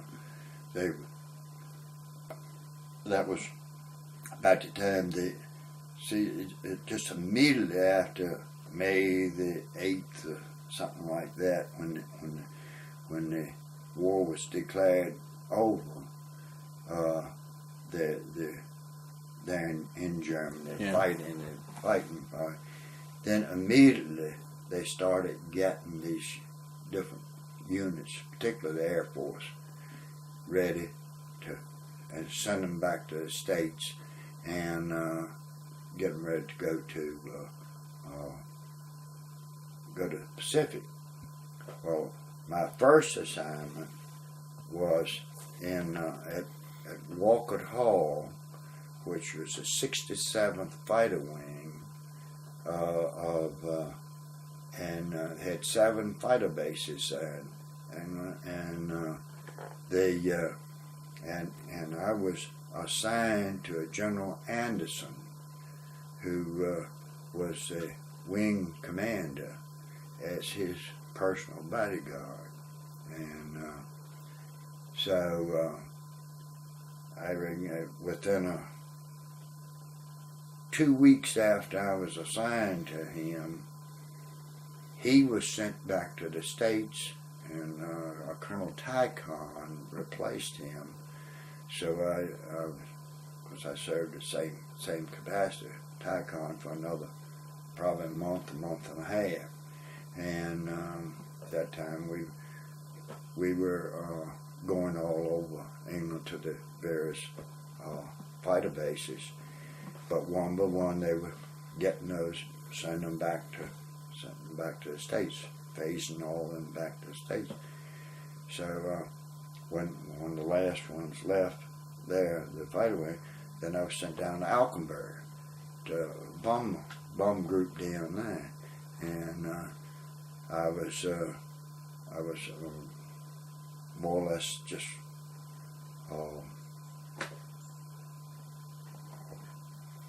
I worked on the ambulance crews and fire crews on the bombers coming back in after the runs, stand by and make because half the time they'd come back and all bullet ridden and all limping back in and need immediate either fire service or ambulance service. And I did that for a month or so. Then I sent up to Norwich to this bum base, and there was put in a trucking company who was, because after about less than a month there, that whole group came back to the States, and so I was in charge of a motor sergeant in charge of this trucking company, and we cleaned up the bases there in England and hauled a lot of that stuff down to Southampton, loaded it on barges and sent it over took it out to the channel and dumped it. Then we loaded up what stuff that they were going to wasn't going to throw away, such as brand new airplane motors and that type of thing. About 130 some units in a trucking company. Loaded all that stuff up and carried it and went back to the continent, and drove down, put on barges, ferried across to Le Havre, and drove it on into and unloaded most of the stuff at Wiesbaden, and then we went on down to Fürstenfeldbruck, right outside of Munich, and to that rapid depot, and I was signed to the Army of Occupation for the next 8 or 9 months there. And then you finally got out when? I got out in April of '46. And what rank had you attained? I was buck sergeant. Were you a buck sergeant at the Battle of the Bulge? No, during the Battle of the Bulge, I was a buck private, and went in as a buck private, and they never made the. Because at that time, all of our records was lost, and until after I came out and was reassigned over in the Airforce, until I even PFC, and which was and all the none of the most all the units that the division, they had been activated, and all the slots were full then, regardless, and ones that had been in the division even 6 or 8 months, they always had that PFC stripe just when they went overseas automatically. But we didn't. The ones that went over as replacements, and then during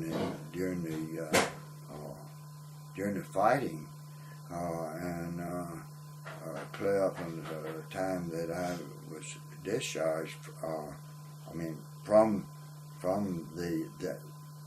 from the airborne unit that I had been with all the time, all of our records was lost. Even our pay, we didn't get any pay until after I got out of the hospital, after I got out and got lump sum back pay, and then was when our records more or less restarted again.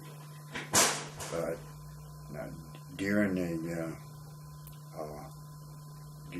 Battle of the Bulge, and during that time, as I say, I was in and out of, I fought with a half a dozen different units, and was assigned to different units for different missions during the war, and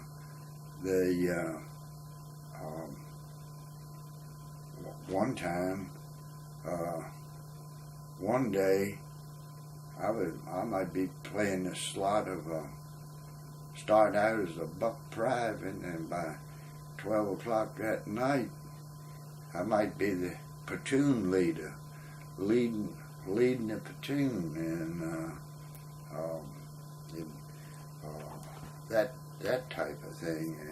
But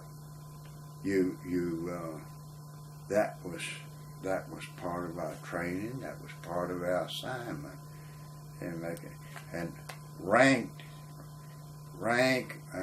didn't mean a lot. It was then after, like on the 7th of January, when we had lost all those people and all these there wasn't a first or second lieutenant platoon leader to be found. There wasn't a captain. Most of the captains was either wounded and gone back. Company commanders, as were our, their sergeants. They were some of the first ones to go during a time like that, because they were usually active and up and out of the foxholes, and where they were shielded. Well, then things had to go on, and you had to step up, and that was one of the things that made our that contributed to our success during World War II. Was the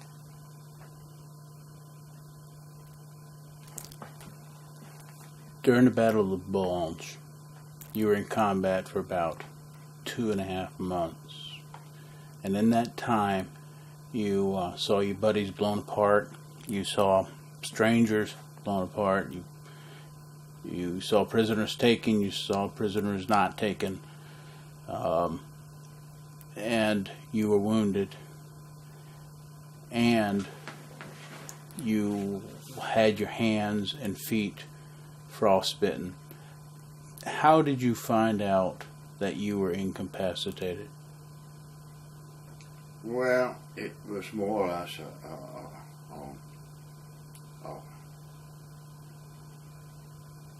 accumulating circumstances that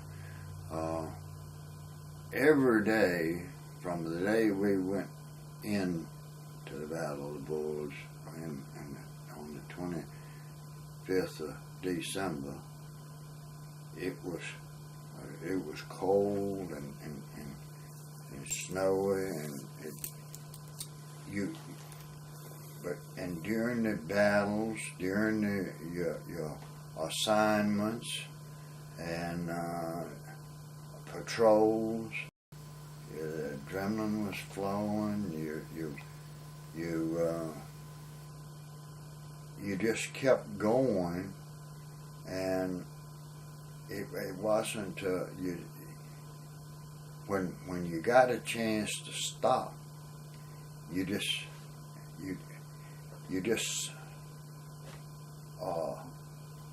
sit down or maybe lay down, and you was probably, by that time, you'd been asleep on your feet for half an hour or an hour, so you really didn't realize, and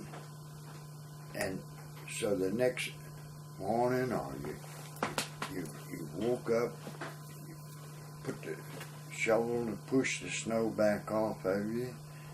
You got up and you started moving. You had to go out again. So you just kept on the move, and there was others around you that was getting seriously wounded or getting killed, that you didn't you wasn't aware. If you stopped, I remember and seeing a lot of the guys, like I said, we would stop, hold up in a little area, and we was going to be there for 5 minutes or be there for an hour, and maybe going to eat a little, try to eat some of the chow or dog biscuits, as we call them at the time. Your mouth and teeth would be so sore that you couldn't bite them, and you couldn't eat those old dog biscuits. Maybe if you're lucky, you'd get a little broth and be able to get that down. But while you stopped, everybody was so cold and shivering, we would pull up to a sapling. There'd be maybe a tree that big. You go over and you sit down and wrap your feet around that tree like that to keep your knees from knocking together, so that you'd actually just make your bones sore. Same way with your arm, you be so cold that you stop, and if you didn't just really keep your teeth chatter until you think you're gonna bust your teeth out, and if you didn't do something like that to control yourself, you'd beat yourself to death just from shivering and being so cold. I mean, and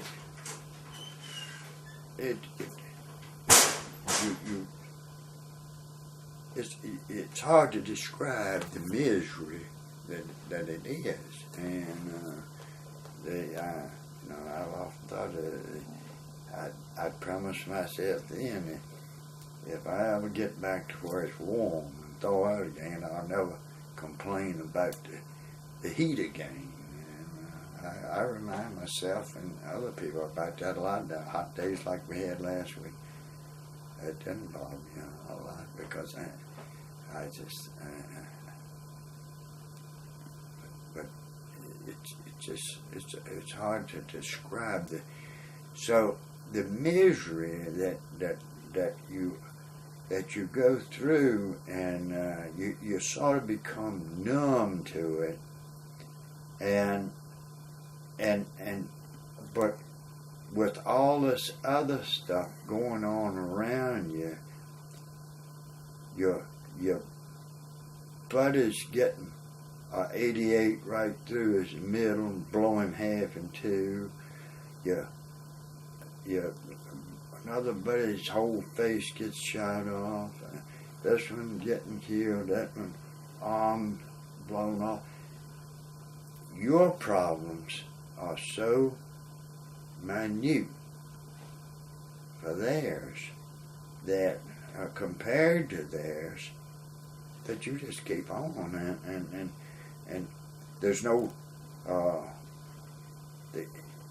there's no way up in the Battle of War.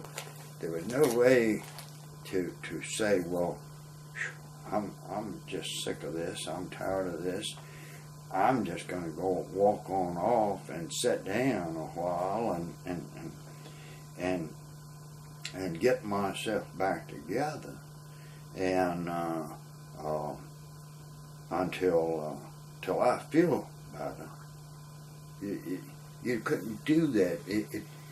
The guy that got so weary that he did sit down and just fell off to sleep. He was out of sight of somebody when he did it. That night or the next morning, somebody would go by there, and he was sitting there on a log with his rifle across his lap like that. You go there and push him. Dog just froze stiff, just like a statue. You know, you had to, you couldn't. And if you was wounded where you couldn't go, most of the time, and a lot of during the heavy part of the battles, you couldn't get medics up there to these people, and you had to keep going. One of the worst things about combat, in that respect, is your buddy is here beside of you, and he gets hit, and you're on the offense in a battle, taking a little town or taking a patch of woods. You've got to keep going, and he's hit, he can't go, and he cries out, please help. He needs help. You know he needs help. You got to keep going.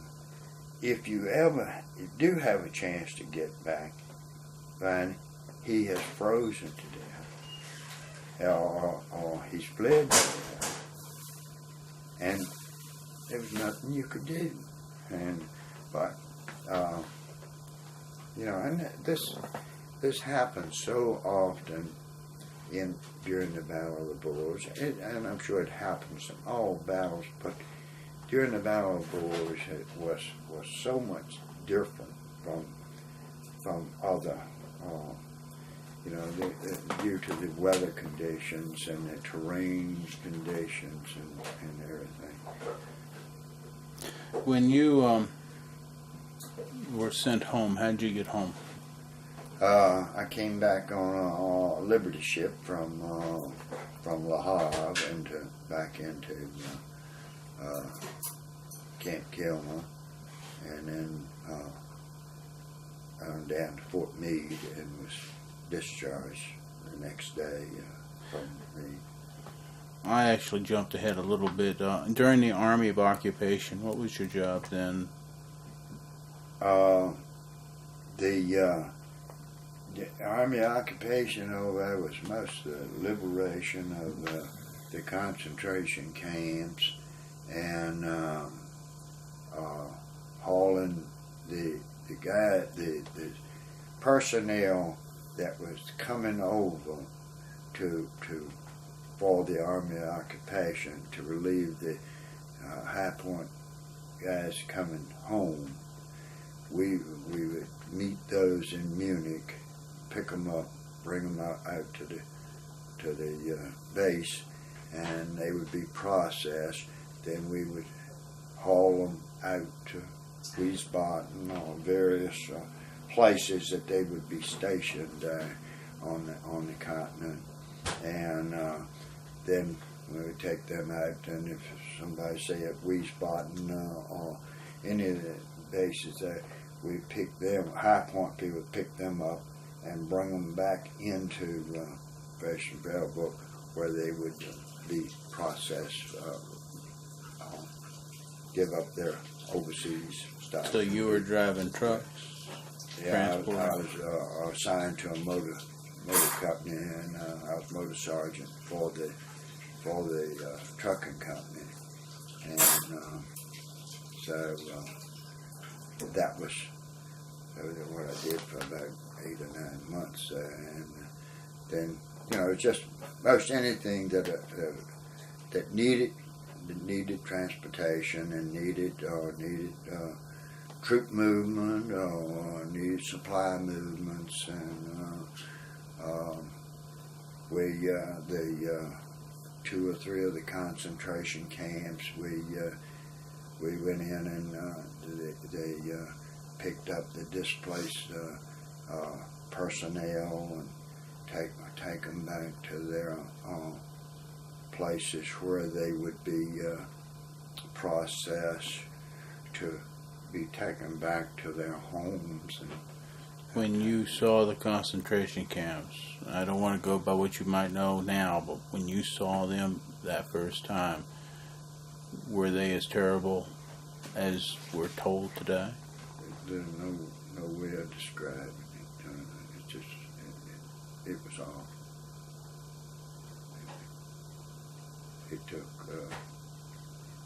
It took special personnel. to stomach any part of it, and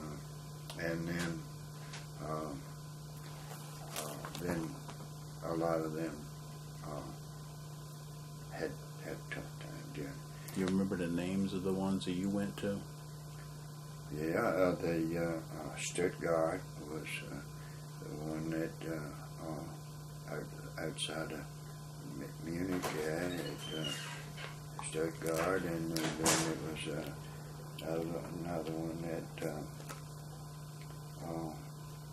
up in the rural pocket there. It was Dresden. There was several of them in there that we would go to and carrying supplies into them, because most of the ones of our people had been gotten out and by the time that I got back over there, but what we were dealing with mostly, what few had survived of the population from like Belgium and Luxembourg and Poland and France, and a lot of the Jewish people that had survived it, but needed the processing and getting them back to their respective countries and homes and that type of thing. When you got discharged from Fort Meade, right? Fort Meade, mm-hmm. You how'd you get back here? I went from Meade. I got a taxi over in Washington bus station Trailway bus station in D.C. and took the Trailway bus from 12th Street Station in D.C. back up to I lived up in what we call Old Hollow, and bus stopped out at the little station at calling it 612, and they came from D.C. up there on Easter Sunday morning of 46. And was your mother knowing you were coming home on that day? Well, yeah, they knew I was on the way, and but they didn't know that I was coming that day, and they didn't know exactly what day. I had a sister that lived in Washington, and I had called her from Fort Meade, and I'm not sure. I don't remember whether she had called my parents, and whether or not that they had called her parents, but she knew that I was back at Meade, and I think it was on Saturday that I called her, and so. What do you remember about that first moment you saw your mother after 2 years? Well, it was a pretty good feeling to be back, I tell you.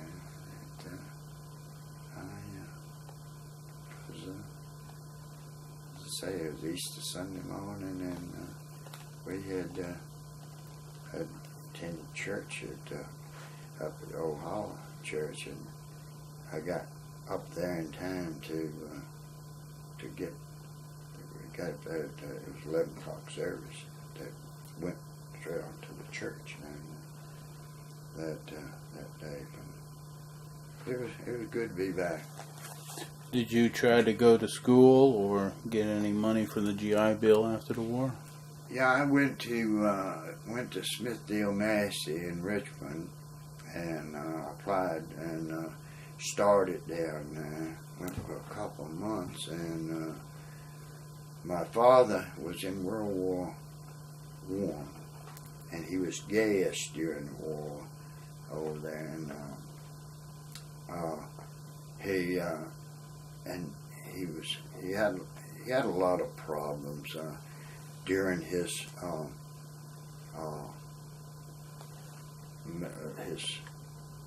later years. So yeah, he was probably 50, 55 at that time, and so his health just really went to pot, and soon after I came back here, and I had started down Richmond at Smithfield, Mass, and so I'd been there, I don't know, 2 or 3 months, and he was taken much worse, and so they insisted, I felt that I needed to be home, and so I quit down. I came back home, and to be with them, and to try to get his situation straightened out. Got him in Veterans Hospital, and so then I started was employed here during for the next 2 or 3 years, 2 or 3 different things, because I had a little farm up there doing that, working with the apple packing plant out of Washington, and Did the Army give you any skills that you would use for the rest of your life? Well, I would say nothing in particular, other than a general common sense knowledge of various things, and nothing in particular. Now, when I was, one of the things I was after when I was in the Airforce, and in the motor sergeant, I went to motor sergeant's school, or in a shop school, and was on how to care for the heavy equipment, tractors, trailers, big stuff, the mechanics of it, the teaching driving courses, and I taught driving courses over there for these guys that was coming back over there. I taught that school for 6, 8 months, and the guys coming over there to relieving our guys and people like myself, and so that proved to be very useful to me, because after I was home for a while, I bought this service station down at the corner. It's no longer a gas station, but at that time it was gas station, service station, and for the next 20 years I worked there, and the mechanical knowledge and of that business, I feel that it helped me a great deal. And then I worked in the insurance business often, and just the general knowledge of working with people, being teamwork, and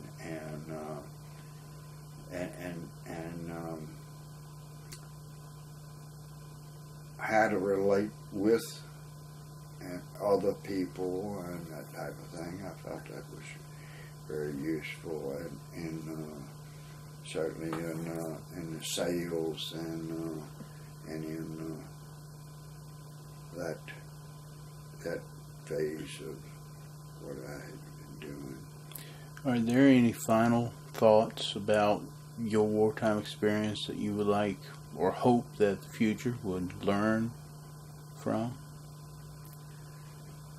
Well, I think that we need today to teach our young people the lessons of history, that when we forget about the past, we're almost sure to have to relive them. And I would certainly hope that while our young people over in Iraq now being subjected to this similar things as we were, that our future generations would never have to go through what World War II was. I mean, that was a world war, and the hardships and the suffering and the sacrifices that not only that we made as soldiers, but our people back home, the sacrifices that they made for the price that they paid that for our freedom that we enjoy here today. And if we don't keep our guard up, there's always those out there that would deprive that of us. And I think that we need to keep a good standing army, and I think that right now we probably got one of the best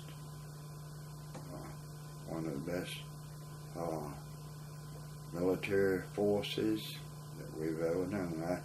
I've had the opportunity for the past probably 20 years to go back to Fort Bragg to All-American Week at 82nd home base there, and go down every year to All-American Week and see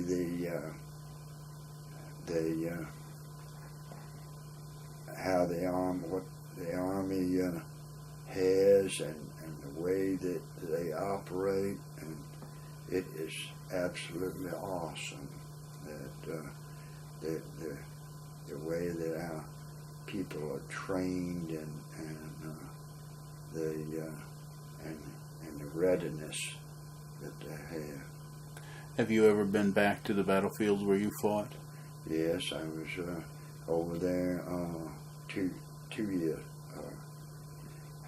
In fact, I had gotten over there just gotten there the morning of September the 11th when the attack came. I was watched that from a little pub down in England. Happened to be in there, going back in that used restaurant, and we'd been on a trip, and I had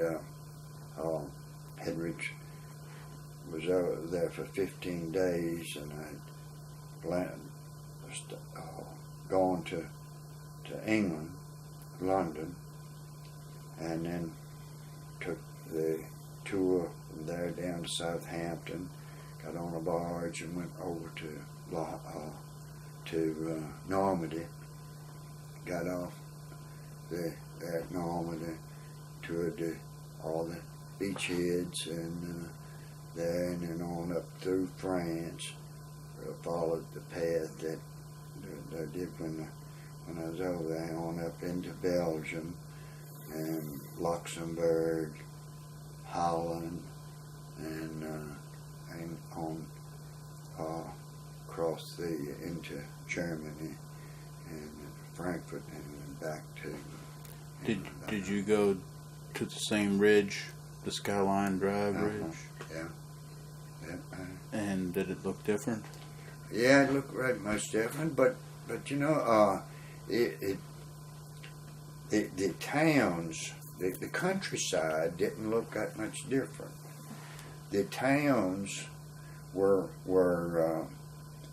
the roads around through the towns. I could recognize them because when I was there,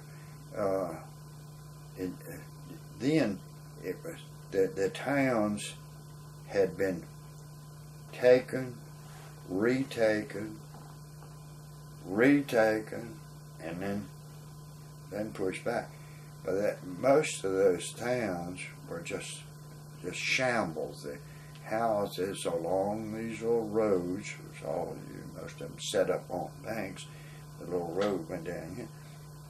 Most of them were just, stone, a lot of stone houses and all, and masonry, and there was just nothing in the world but just shambles on both sides of the road.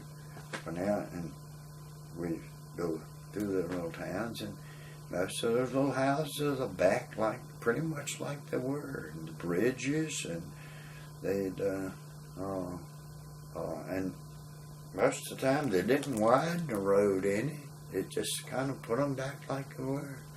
And I know in Bastogne, we spent some time in Bastogne, and then there was one little town that we had, when we went through, we had to knock the steeple off of this church to get a sniper out of it with our big guns, and we just about demolished the parts of the church. And so after the war was over, we our association, the 17th Airborne Association, had gotten funds together and rebuilt the church. So I went back there and saw that. We have a big window. They'd put a big window in there with our division logo and everything on it. And but a number of the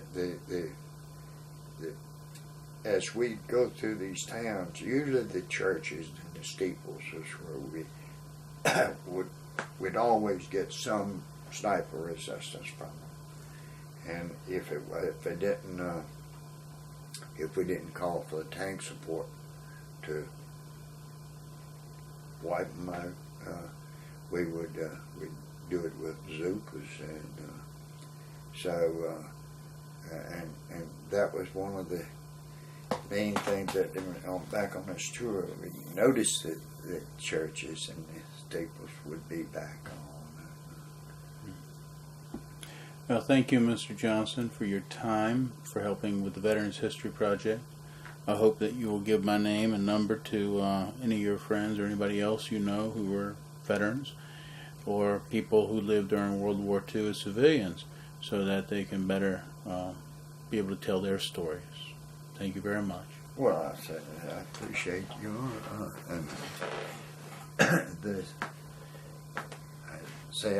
I've enjoyed it, and I thank you for doing it. And this is the type of thing that I think needs to be our young people to know, and maybe it can be of some help in the future, that people can learn to live together, and the fact that keeping the peace is so much better than fighting wars.